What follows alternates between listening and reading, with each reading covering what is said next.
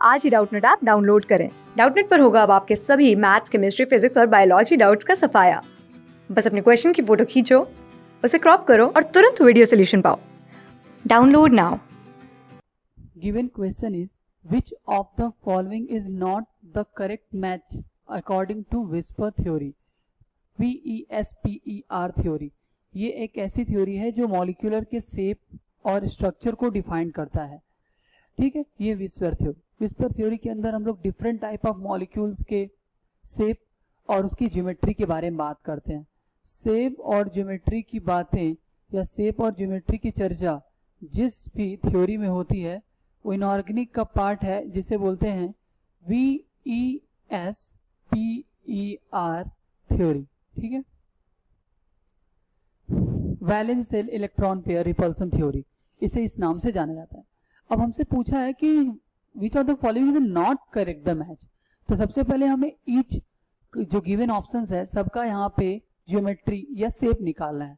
If ये चीजें match कर जाती हैं तो हमारा करेक्ट मैच है according to whisper theory, but match नहीं कर रहा है जो कि एग्जैक्टली इसका शेप है, तो वो ऑप्शन क्या होगा, गलत होगा। तो हम ICl2 की बात करते हैं। बच्चों ICl2 के ऊपर चार्ज -1 चार्ज होता है। जब हम इसका स्ट्रक्चर ड्रॉ करते हैं तो इसका स्ट्रक्चर देखिए कैसा आता है। पहले तो हाइब्रिडाइजेशन जब निकालते हैं, पहले तो इसका हाइब्रिडाइजेशन निकाल लें क्योंकि शेप हाइब्रिडाइजेशन की हेल्प से ही आता है। अब इसका हाइब्रिडाइजेशन जब निकालेंगे तो बच्चों इसमें दो तो सिग्मा बॉन्ड है जो कि क्लोरीन से अटैच है, दो सिग्मा बॉन्ड है, और आयोडीन के ऊपर जब एक नेगेटिव चार्ज लेने की वजह से ये जेनॉन ग्रुप मतलब कि 18 ग्रुप की तरह बिहेव करता है, जिसके वैलेंस सेल में टोटल 8 इलेक्ट्रॉन होते हैं। अब दो तो यहाँ पे ये बना लिया, तो बाकी कितने बाद इसके लोन पेयर बच जाएंगे, 3 लोन पेयर के फॉर्म में बच जाएंगे। ठीक है, अब बताओ बच्चों स्ट्रक्चर क्या आ जाएगा, 5। हाइब्रिडाइजेशन इसका 5 मतलब कि sp3d इसका हाइब्रिडाइजेशन आता है, और sp3d तो हाइब्रिडाइजेशन आ गया बच्चों, लेकिन लोन पेयर कितना है, 3।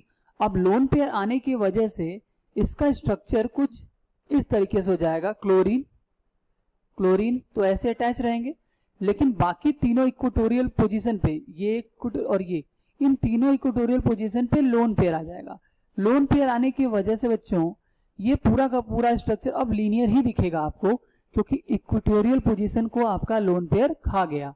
ओके, अब हम लोग नेक्स्ट आते हैं ICl4-। ICl4- के साथ बच्चों क्या कंडीशन है, ICl4- का जब आप स्ट्रक्चर ड्रा करोगे तो सेंट्रल एटम तो आयोडीन को रखना पड़ेगा, 4 क्लोरीन आपको कुछ इस तरीके से रख देते हैं।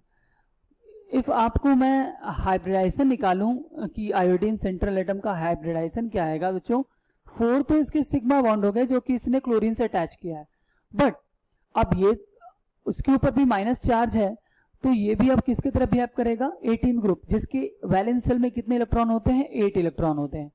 अब 8 इलेक्ट्रॉन होते हैं, यहाँ तो 4 तो सिग्मा बॉन्ड बना लिया। अब बच्चों अब कितना इसके पास लोन पेयर बच जाएगा, एक्स्ट्रा 2 लोन पेयर एक्स्ट्रा बच जाएगा। ठीक है, अब इसका हाइब्रिडेशन कितना आएगा, 6 मतलब sp3d2। ओके, अब दो वैसे तो इसका ज्योमेट्री आती है ऑक्टाहेड्रल, बट 2 लोन पेयर के होने की वजह से बच्चों अब इसका जो शेप आएगा वो आएगा स्क्वायर प्लेनर, जो कि हमारे ऑप्शन में ऑलरेडी गिवन है। अब चलिए थर्ड ऑप्शन पे आते हैं। थर्ड ऑप्शन क्या है बच्चों, थर्ड ऑप्शन है IF5। ठीक है, पेंटा आयोडोफ्लोराइड।